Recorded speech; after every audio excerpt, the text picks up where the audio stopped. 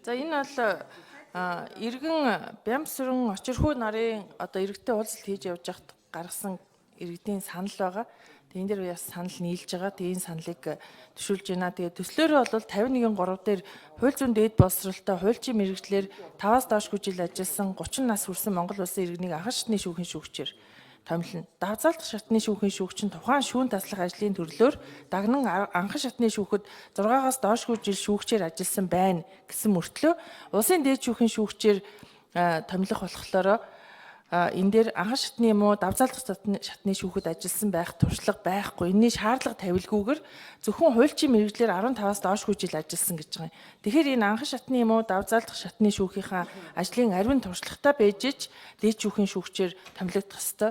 Тэгэхээр энэ дээд шүүхийн шүүгчд тавигдах шаардлагыг өмнөх шатны шүүгчдэд тавьжсэн шаардлагаас сул юм уу?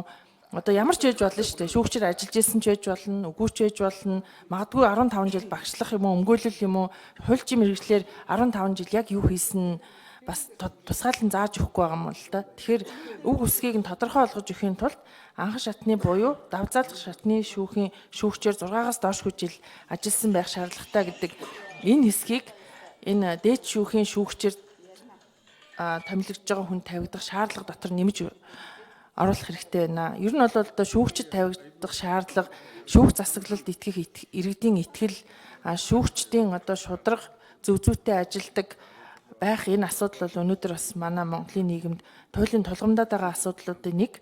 Тэгэхээр улсын дээд шүүхийн шүүгчд тавигдах шаардлага бол аль болох цензур өндөртөө, аль болох одоо ажлын туршлагыг нь тодорхой болгож өгсөн ийм заалт байх шаардлагатай гэж үзэж байгаа учраас ийм саналыг гаргасан юм аа. За баярлалаа.